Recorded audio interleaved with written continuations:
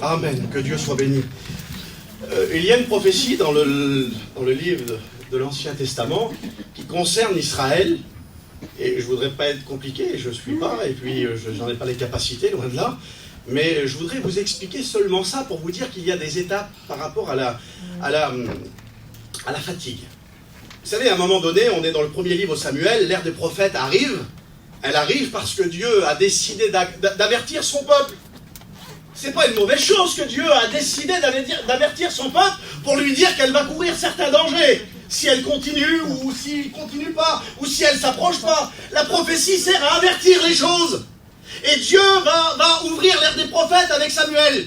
Et puis à un moment donné, c'est prophétique concernant Israël, tout un peuple, toute une église, toute une maison, tout un foyer, toute une famille. Dieu va prophétiser quelque chose. Il va dire, la lampe de l'Éternel n'était pas encore éteinte.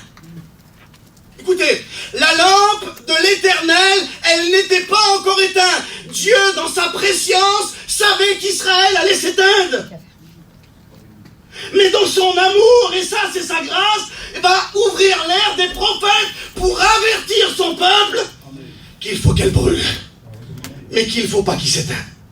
Et j'aimerais vous le dire, et puis Paul, l'apôtre Paul, à peu près pareil, si vous voulez, va avertir Timothée, écoutez bien.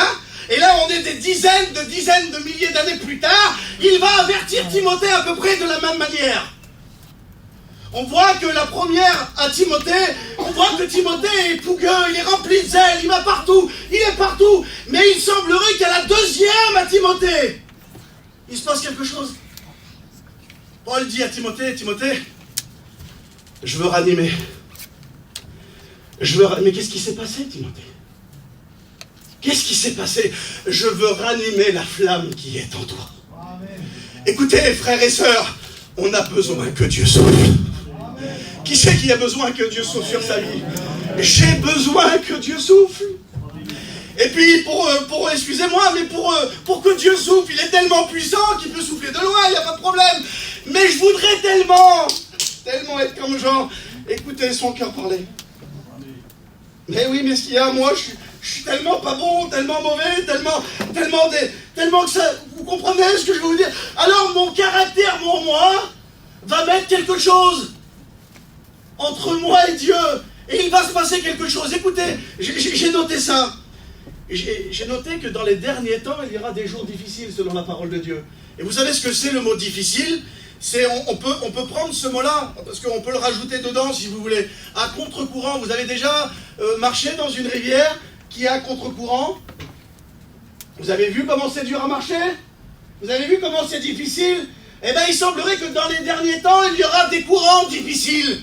Il y aura des courants où ça sera difficile. Mais pourtant, la Bible nous appelle à rester en Dieu, à rester près de lui.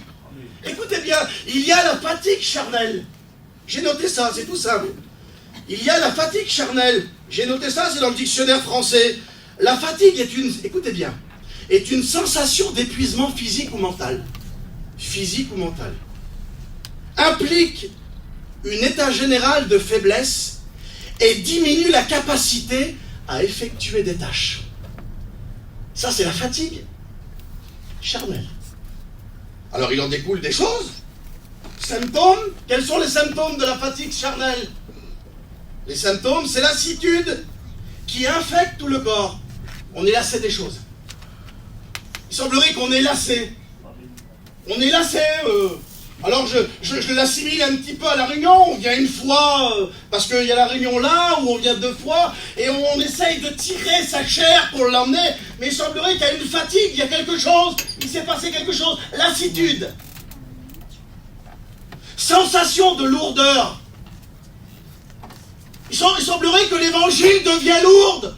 Pourtant, le Seigneur, il l'a dit, prenez mon joug, il est quoi? Il est doux et il est léger, donc il y a un problème quelque part. Écoutez. Sensation de lourdeur.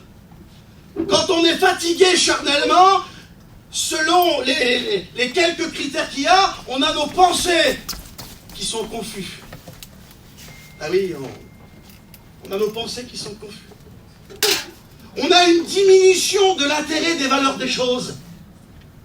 On sait que ça a de la valeur et à un moment donné, parce qu'on est fatigué, ça ne nous intéresse plus. Ça ne nous intéresse plus. Et puis la dernière chose, j'ai marqué ça, c'est pas moi, c'est dans les critères, nervosité. Ça, c'est la fatigue charnelle. Et puis je dis, Seigneur, je peux pas assimiler ça. Je peux pas assimiler ça à la fatigue spirituelle. C'est pas possible. Parce qu'en réalité, on est tous fatigués. Si je m'écoutais ce soir, j'étais fatigué, on n'a pas arrêté de la journée, c'était comme ça. On a appris des mauvaises nouvelles, donc il y a des choses qui nous fatiguent le corps. Mais voilà. Il y a un texte qui va rentrer en évidence. Et le chrétien qui est baptisé, né de nouveau, va rentrer dans une promesse du ciel que Dieu a faite. C'est laquelle? C'est le repos de Dieu. Frère, sœur, qui est au fond, qui est au milieu, qui est devant, tu dois vivre le repos de Dieu. Amen. Peu importe ce que tu fais, peu importe ce que tu vis, peu importe tes tribulations que tu as familiales, peu importe, tu dois vivre dans ton cœur, dans ta chair et dans ton esprit le repos de Dieu. Mais comment le vivre? Quand tu acceptes Dieu, tu vis. Dieu, je ne veux pas être compliqué parce qu'il faut revenir au départ pour faire comprendre ça, mais le chrétien et la chrétienne doit vivre le véritable repos. Alors, on ne peut pas dire qu'on est fatigué spirituellement, parce que le véritable chrétien né de nouveau, il vit dans le repos permanent, parce qu'il y a une mention dans la parole de Dieu, et elle traverse toute la Bible. Vous êtes en Dieu, vous êtes en Christ. Celui qui est en Christ, c'est une nouvelle créature. Vous n'êtes plus dans le monde, vous ne faites plus partie du monde, mais vous êtes en Christ. Et celui qui est en Christ, il vit dans le repos de Dieu. Et là, il y a un verset qui vient, et que vous connaissez par cœur, et je voudrais rentrer maintenant tout de suite avec ce texte-là, tout simple, pour vous montrer que c'est lui qui dirige. Et que si demain, si ce soir, tu es fatigué spirituellement, écoute bien, c'est de ta faute. Parce que tu veux faire toi. Et tu ne veux pas le laisser faire lui. Écoute bien, il faut le laisser faire. Amen. Parce que la Bible, elle dit ça. Tu veux, mais Ralph, je suis fatigué, je ne peux pas t'expliquer, tu prêches, mais ne me l'explique pas à moi. Explique-lui, t'es fatigué lui. Amen. Et lui, il va te dire comment t'en sortir. Comment rentrer de nouveau dans le repos si tu n'y es plus dans le repos. Ah bon? Comment? Avec ce texte-là, tout simple. Matthieu 11, 28. Qu'est-ce qu'il dit le texte? Il dit, venez à moi, vous tous. Ah, il parle de l'église là. Vous tous qui êtes fatigués, écoutez bien, c'est là, c'est rien. Venez à moi, vous tous qui êtes fatigués et chargés, et je vous donnerai du repos. C'est un texte qu'on parle dans nos réunions d'évangélisation, pour que nos païens se tournent vers le repos et rentrent dans le repos. Pourquoi? Parce qu'il semblerait qu'il y ait une fatigue. Une fatigue comme ça, écoutez, j'ai noté ça. La fatigue est un symptôme terrible, Norton. Samuel, écoutez. Vous savez que la peur, je vous dis ça pour que vous compreniez.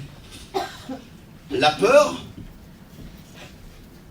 est le caractère et la chose, si vous voulez, qui nous fait croire en nous et ne plus croire en Dieu. Parce que quelqu'un qui a peur, c'est quelqu'un qui croit en lui.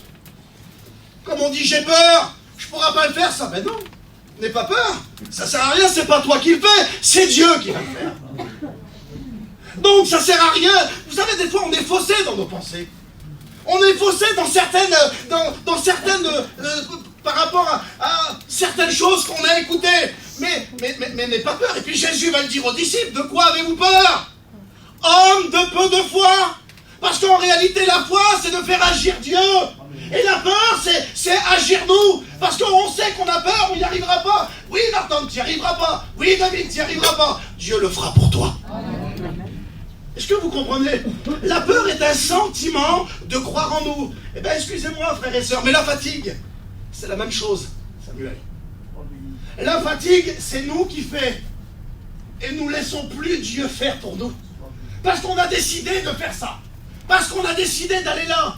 Parce qu'on a décidé, on ne lui a pas demandé, parce qu'on a décidé de faire comme ça avec nos enfants et de décider de faire comme ça. Et à un moment donné, une lassitude, une fatigue vient.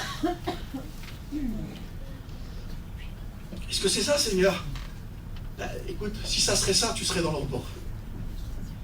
Mais parce que tu vis une fatigue spirituelle, ce n'est plus lui qui dirige, mais toi. Mais je voudrais te dire ce soir qu'il faut vivre le repos de Dieu. Écoutez, j'ai noté ça. Ça peut arriver d'être fatigué. Ah oui, il y a des fatigues qui sont légitimes. Jésus, il le dit.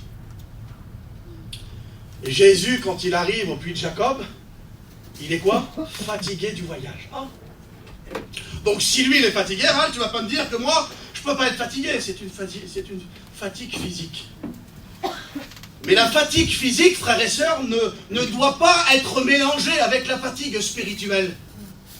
Parce que la fatigue du corps de Jésus ne va pas l'empêcher de faire l'œuvre que Dieu lui a demandé de faire. Parce que dans sa fatigue physique, excusez-moi, il va faire une des plus belles réunions à une femme samaritaine. Dans sa fatigue physique, il va faire ce que son père lui a envoyé de faire. Frères et sœurs, dans nos fatigues physiques, dans nos fatigues qu'on a tous les jours, ça ne doit pas empêcher l'œuvre de Dieu de progresser dans nos vies. Écoutez, j'ai noté ça. Jésus, le Maître suprême, c'est arrivé. Est-ce que Rêve, tu pourrais nous dire une petite expérience, quelque chose qu'une fatigue physique en réalité? Mais des fois, on est diminué de tout, on ne peut plus rien faire. Des fois, c'est compliqué, on est tellement démunis, tellement fatigués. Notre corps, on a tellement subi dans la vie qu'on ne peut plus rien faire. Écoutez, c'est peut-être là que vous êtes les plus forts. Je l'ai vécu pendant 6 mois, cet été. Je l'ai dit à quelqu'un encore hier. Norton, tu l'as vécu toi aussi avec ma mère.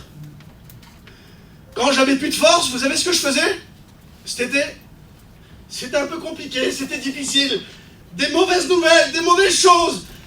Et puis je montais en haut. Je m'assisais avec elle, et puis elle me disait, mon fils, parle-moi voir un peu de Daniel. Pourquoi Daniel, mon fils? Alors j'expliquais à ma mère Daniel. Et puis je voyais que dans toutes les questions que ma mère, elle me posait, le Saint-Esprit à moi était en train de me régénérer. Parce qu'elle avait qu'une seule chose, malgré sa fatigue de son corps. Elle avait une seule chose, c'était de se rapprocher de son Père. Et je savais qu'elle était tellement proche de lui qu'il fallait que je me rapproche d'elle pour pouvoir goûter ce qu'elle goûte. Elle était tellement proche de Dieu que je venais m'asseoir, mes petites, ils allaient s'asseoir à côté d'elle. L'autre allait s'asseoir à côté d'elle. Quand on repartait, on se disait, mais qu'est-ce qu'elle a sur elle? Mais c'est tout simple, elle y vivait le repos de Dieu. Son corps était fatigué. Il n'y avait plus rien, elle faisait des malaises, il fallait lever les jambes tous les 5 minutes. Mais par contre, son esprit, frères et sœurs, était renouvelé 24 heures sur 24 dans la présence de Dieu. Il y a une grande différence, frères et sœurs, entre la fatigue charnelle et la fatigue spirituelle. Ça serait trop long à vous expliquer l'expérience, mais je vous l'expliquerai une autre fois. Je continue dans le message. Dieu bénit. Je sais qu'il y a des personnes ici qui ont des fatigues légitimes. Je les connais. Je les ai vus tout petits, je le sais, c'est légitime. Mais par contre, quand tu les vois, quand tu les regardes, tu penses à ce qu'ils ont passé et tu regardes dans l'église et puis ils sont toujours là. Mais qu'est-ce qui se passe? J'aimerais te le dire, sœur. Ce n'est pas toi qui t'as emmené juste ici, c'est Dieu qui t'a porté jusque là. Frère, c'est pas tes forces, c'est pas tes muscles, c'est pas ton intelligence, c'est pas ton savoir, c'est Dieu. Et ne l'oubliez jamais que où il y a Dieu, il vous emmènera là où tu n'y penseras même pas. Là où tu n'y penseras même pas, c'est Dieu qui t'emmène. Écoutez, on est devant une situation où Gédéon, vous la connaissez par cœur, le verset, vous le connaissez par cœur. la Bible, il y a des problèmes que vous connaissez. Et puis à un moment donné, Gédéon, il arrive au Jourdain, il passa le Jourdain, lui et ses 300 hommes. Lui et ses 300 hommes. Et la Bible, elle dit ça. Elle dit qu'ils étaient fatigués, mais poursuivant toujours. Ça veut dire quoi? Ça veut dire que leur corps était fatigué. Mais ce que Dieu leur avait demandé, leur objectif principal, peu importe les problèmes de la vie, ce qu'ils passent, on poursuit, frères et sœurs. Amen. Écoutez, on poursuit. C'est pas grave, tracasse-toi pas. Tu sais que dans la présence de Dieu, tout est déjà fini. Tout est déjà fait. L'Apocalypse est réglé. On est dans le ciel. La reine est assise à ta droite, parée dans nos fils. On règne déjà. Selon la présence de Dieu, tout est fait. Et toi, tu vas venir t'inquiéter pour ton petit bobo. Et toi, tu vas venir t'inquiéter pour ce que tu passes. Écoute bien. Ne t'inquiète pas. Jésus est là. Amen. C'est des mots simples, je crois. Tu ne peux pas faire plus simple, mais ils sont tellement réels. Écoutez, Ésaïe chapitre 40 et verset 29. Il donne de la force à celui qui est fatigué. Écoutez.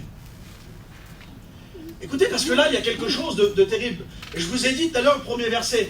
Venez à moi. On va faire un acte de foi tout à l'heure. On fera un acte de foi et un acte de vouloir vivre le repos de Dieu. Je sais que vous le vivez, mais il y a des choses à assimiler et à comprendre. Écoutez, on est dans le livre d'Ésaïe, et Dieu nous montre encore que c'est lui qui le fait. C'est pas toi. Écoutez bien, Ésaïe chapitre 40, verset 29. Il donne. C'est pas toi qui m'as donné. Malgré que tu m'as donné un bon message, ou Christophe, un bon verre d'eau, un bon repas, quelque chose de bien, c'est bien, merci Seigneur, mon corps va être désaltéré, tout va être bien, mais lui, il donne. Et quand lui, il donne, excusez-moi, c'est pas un homme qui donne, hein. Parce qu'aujourd'hui, les hommes ne donnent pas grand-chose, ils donnent quand on leur redonne, ou alors ils donnent quand ils font, ou alors ils donnent quand on fait ça, mais lui, il donne quoi? Il donne de la force à celui qui est fatigué. Ça veut dire quoi? Ça veut dire que si tu es fatigué spirituellement ce soir, il te donne de la force. D'accord? Et là, il va plus loin, il dit, il augmente la vigueur. Qu'est-ce que c'est que la vigueur? Ça veut dire que de la force, t'en as. Mais t'es pas sûr. La vigueur, excusez-moi, frères et sœurs, c'est un peu un manque de foi. C'est un peu une confiance en nous. Il donne de la vigueur. Il donne en voulant dire j'y suis, mais j'y suis plus, j'y suis plus. Non, écoute bien, en Dieu, t'y es ou t'y es pas? T'y es. Parce que c'est lui qui te porte. Amen. Et ne dis pas t'y arriveras pas. Oui, toi, t'y arriveras pas. Mais lui, il va y arriver. Gloire à Dieu. Je ne sais pas comment il va faire pour s'y prendre. Écoute, pour ton mari, je ne sais pas comment il va faire. T'es fatigué parce que t'en peux plus. Écoute bien ces mots. Écoute bien, prends-les, mets-les dans ton cœur et que ce soit les mots de ta parole. Je ne sais pas comment il va s'y prendre, mais je te le promets parce que la Bible me dit que lui va déplacer les anges du ciel.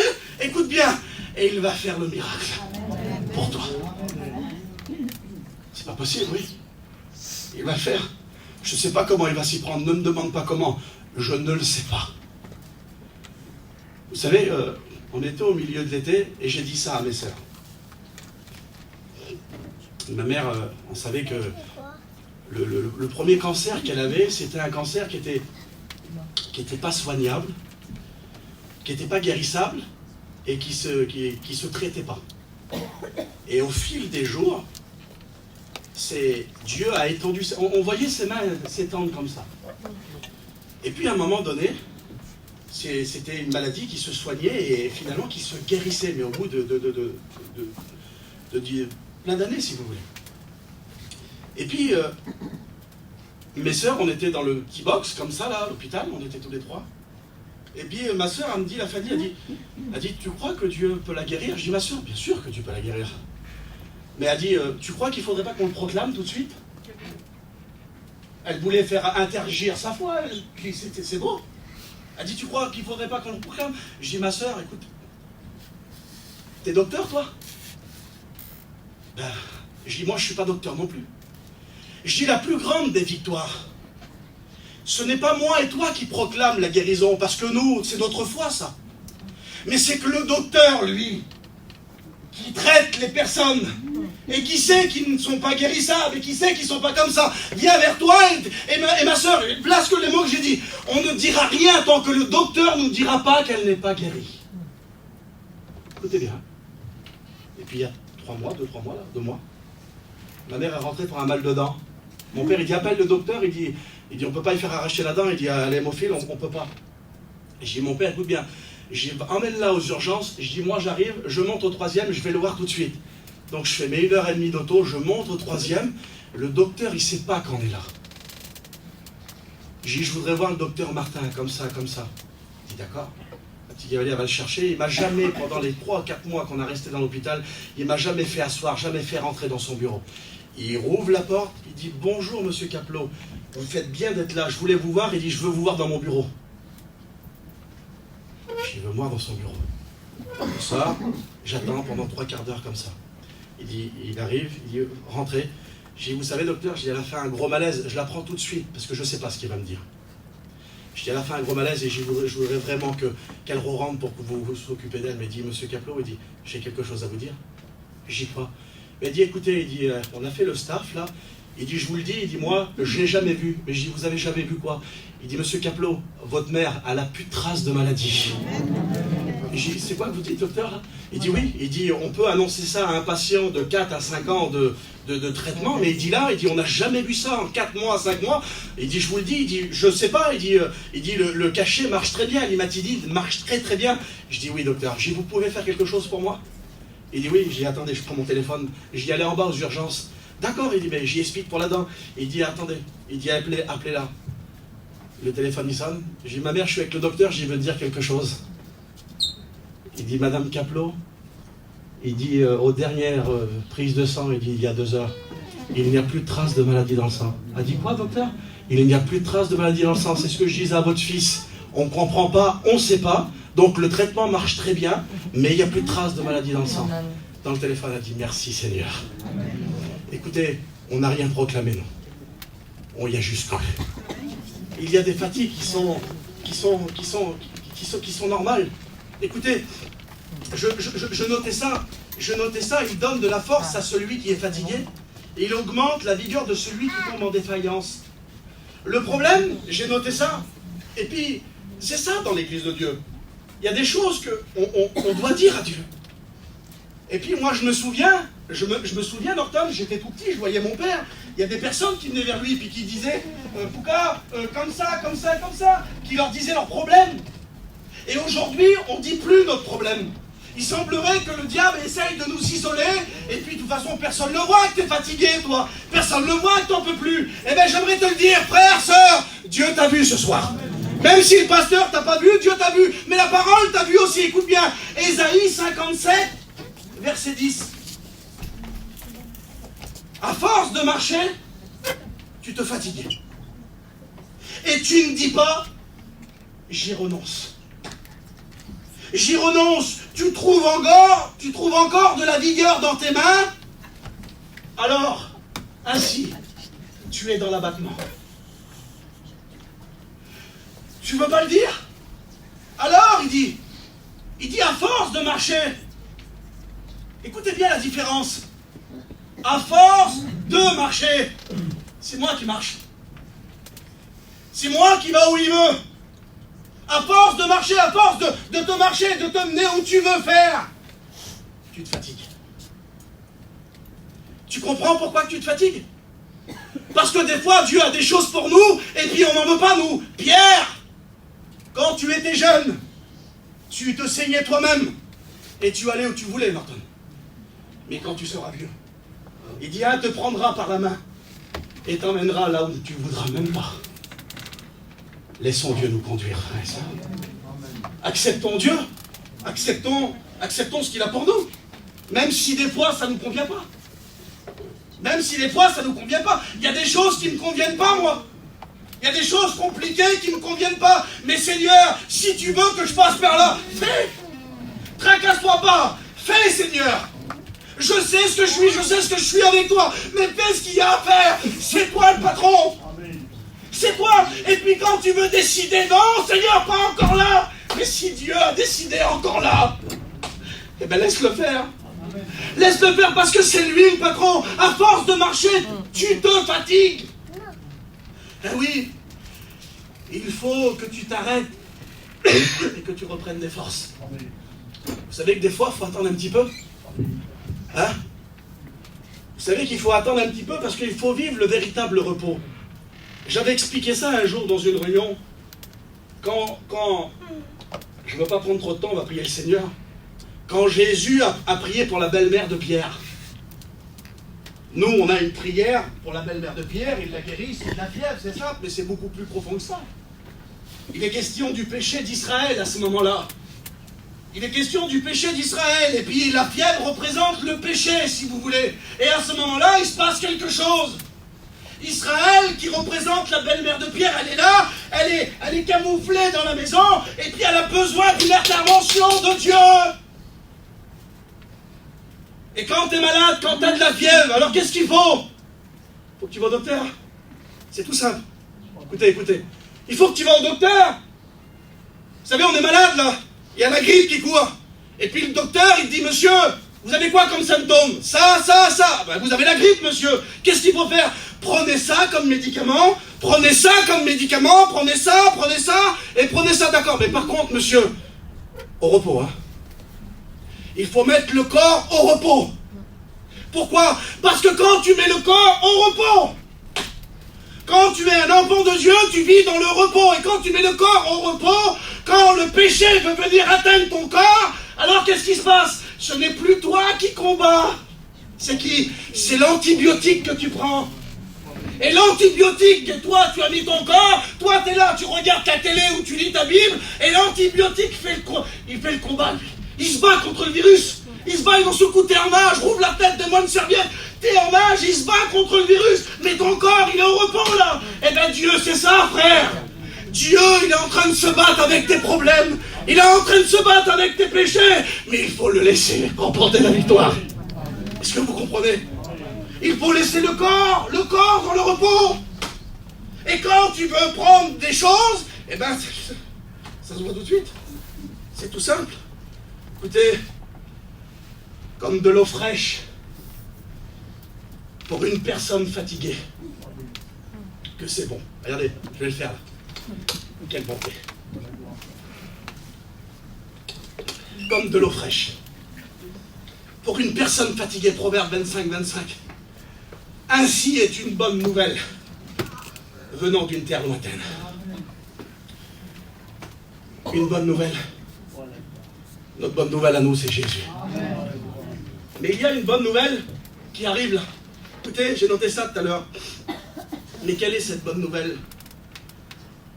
C'est moi qui appelle. Ah, écoutez bien. Suivez-moi. C'est moi qui appelle. C'est Dieu qui vous a appelé. Chaque personne qui sommes ici. C'est moi qui appelle au salut. Écoutez bien. Parce que l'homme veut tellement faire des choses qu'il se fatigue lui-même. Alors Dieu le met à sa place et Dieu veut nous mettre à notre place ce soir. C'est moi qui appelle d'une terre lointaine un oiseau de proie, d'une terre lointaine un homme pour accomplir mes desseins. C'est moi qui appelle. D'accord? C'est lui qui le fait. Écoutez bien. Il t'a appelé. Christophe, il t'a appelé. Rudy, il t'a appelé. Sœur, là-bas, il t'a appelé avec ton foyer. Toi, là-bas, il t'a appelé. Il nous a appelé. Écoutez bien. D'accord, Seigneur? Alors, on est là ce soir. Tu nous as appelés, je suis là, il n'y a pas de problème. Alors, qu'est-ce que tu vas faire maintenant? Ben, laisse-moi faire. Arrête de faire. Je t'ai appelé, je fais tout. Je t'ai appelé à ma table, je t'invite, je paye, je fais tout. Ah bon? Il va plus loin le texte, oui. C'est moi qui appelle d'une terre lointaine un homme pour accomplir mes desseins. Il va dire, je l'ai dit, je le réaliserai. Ce qu'il a dit sur toi, peu importe qui t'es, il va le faire. Écoutez bien, il l'a dit, il dit, je l'ai dit, je le réaliserai. Je l'ai conçu, préscience de Dieu. Écoutez bien, je l'ai conçu. C'est-à-dire que bien avant que tu fus né, il savait par là que tu allais passer. Il le savait.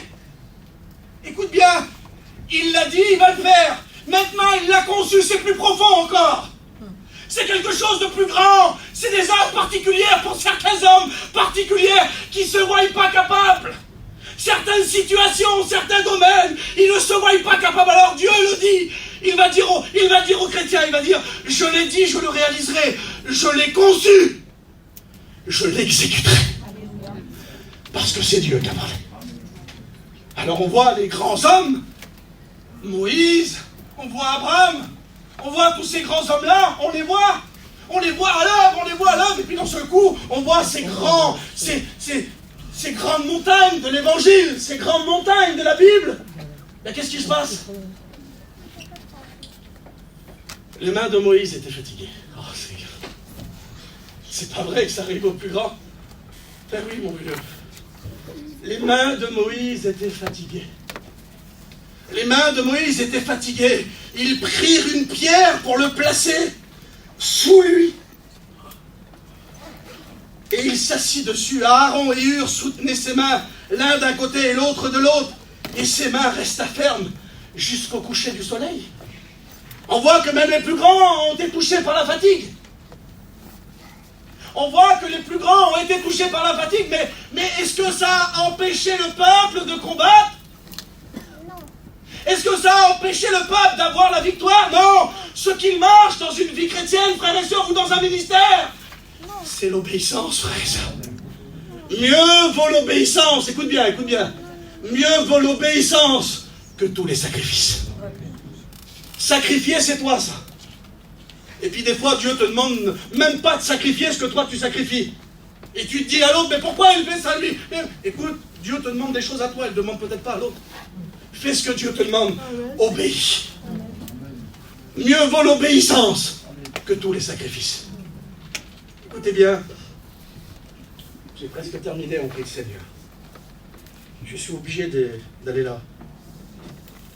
Parce que la victoire, nous la remportons ensemble, frères et sœurs. Et que c'est bon, quand tu es fatigué, et puis qu'il y a des frères qui viennent vers toi, et des sœurs qui disent, écoute, ça va aller. Tracassons pas. Dites amen, mes frères et sœurs. Écoutez, ayons cette attitude-là. Devant Dieu, ayons cette attitude-là, parce que demain, c'est vous qui avez besoin des autres. Demain, c'est vous qui en avez besoin, parce que vous êtes comme moi, que des hommes et des femmes. Ayons cette attitude-là, pas l'attitude de dire l'autre, il a dit ça, ou il a fait ça, c'est pas grave ça. Tu sais ce que t'es. Et puis si t'as commis quelque faute, si t'as commis quelque chose, tracasse-toi pas, Dieu le fera, mais Dieu connaît tout. Mais par contre, ton cœur à toi, ton cœur, qu'il soit rempli d'amour. Qu'il soit rempli d'amour, peu importe ce qu'on a dit sur toi, peu importe ce qu'on a fait. Écoute bien, tu sais ce que toi tu es avec Dieu. Les autres, c'est pas grave, tracasse-toi pas. Dieu mettra en lumière quand il le voudra. Mais c'est Dieu qui fait. T'as pas besoin de te défendre, t'as pas besoin d'accuser, t'as pas besoin de faire ça. Écoute bien, laisse Dieu faire. Laisse-le faire, écoute bien. Écoute bien. Il y a aussi les effets de la fatigue. Il y a les effets de la fatigue. Parce que la fatigue, elle a des effets. Ouais. Elle a des effets. Le premier jour de la semaine, nous étions tous réunis pour rompre le pain. Paul, qui devait partir le lendemain, s'entretenait avec les disciples. Il semblerait que c'est nous là. Peter, c'est nous.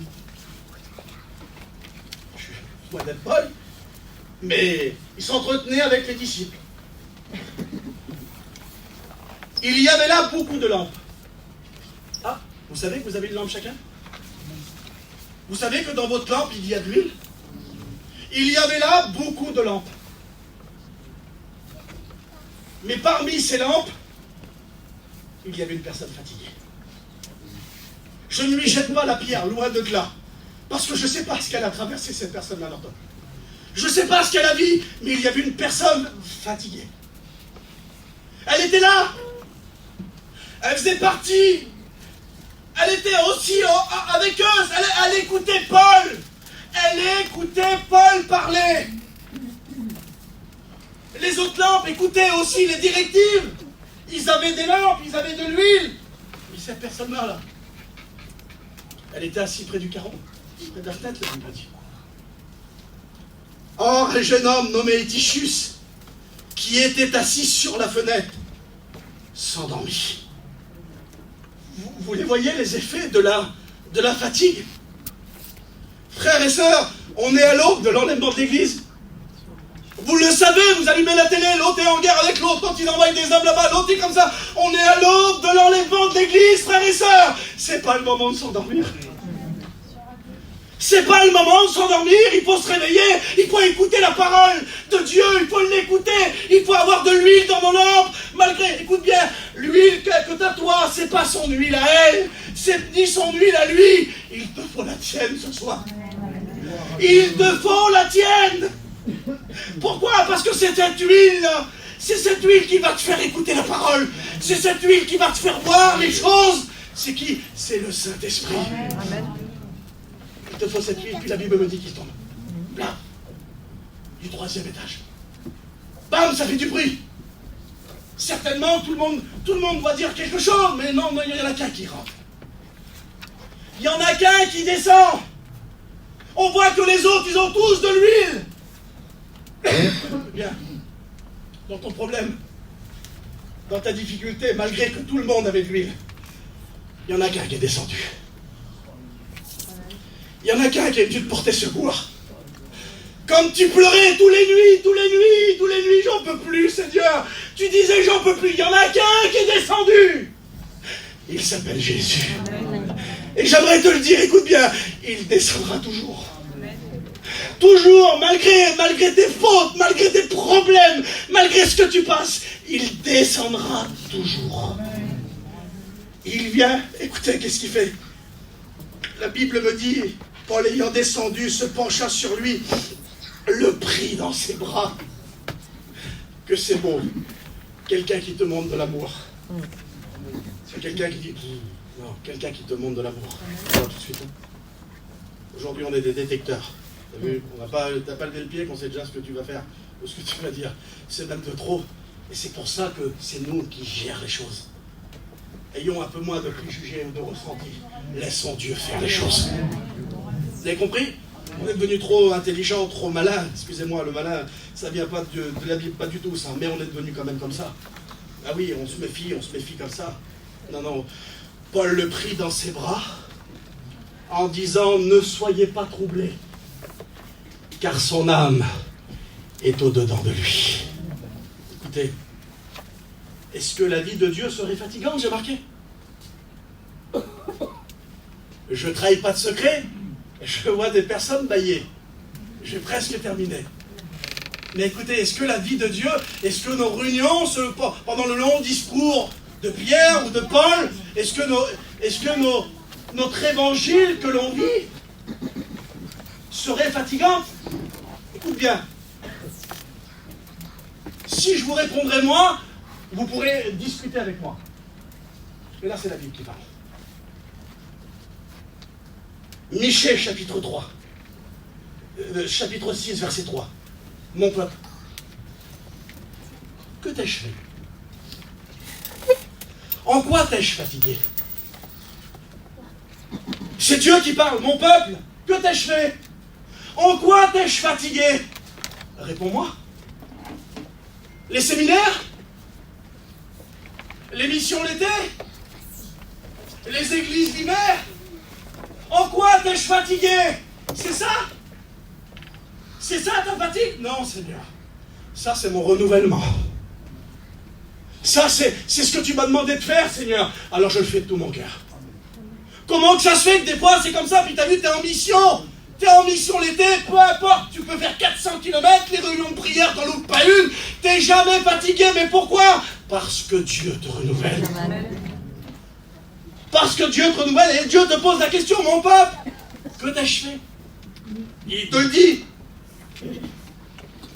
En quoi t'ai-je fatigué? Réponds-moi. l'homme se fatigue lui-même en voulant sortir du repos de Dieu. Ben oui, il croit qu'il va essayer de faire mieux. Mais même si tu as moins aujourd'hui, c'est parce que Dieu te veut comme ça. Même si ça ne va pas aujourd'hui, Dieu te veut comme ça. Par contre, je te le promets, que si tu obéis aujourd'hui, demain Dieu exauce. Amen. Demain Dieu exauce. Et je termine. Ésaïe 28, 12. Voici le repos. Laissez-vous reposer. Laissez reposer celui qui est fatigué. Quelle beauté, Seigneur. T'es fatigué? T'es fatigué ce soir? T'es fatigué spirituellement? T'es fatigué dans ta vie? T'es fatigué, allez, peut-être charnellement, t'es fatigué? Écoute, le Seigneur, il dit, viens. Venez à moi, vous tous qui êtes fatigués et chargés, et je vous donnerai du repos. Écoutez ce qu'il dit là, le Seigneur. Je termine là, et puis je vais le faire quand même. Écoutez, regardez ce qu'il dit, Seigneur. Je rafraîchirai ceux qui sont épuisés. C'est Dieu qui le fait encore, Martin. Je rafraîchirai ceux qui sont épuisés et je donnerai ce qu'il faut à ceux qui n'ont plus de force. Alors je voudrais faire quelque chose. Et je sais qu'il y a certains appels. Qui c'est qui a besoin de Dieu? Tout le monde va se lever. J'ai bien compris. Mais on est début 2026. Et on a besoin de force pour accomplir ce que Dieu nous veut. Je voudrais demander aux chrétiens, aux chrétiennes, aux serviteurs de Dieu, je voudrais me le demander à mon foyer, je voudrais vous le demander. Et je voudrais vous lire le texte de Matthieu 11, 28.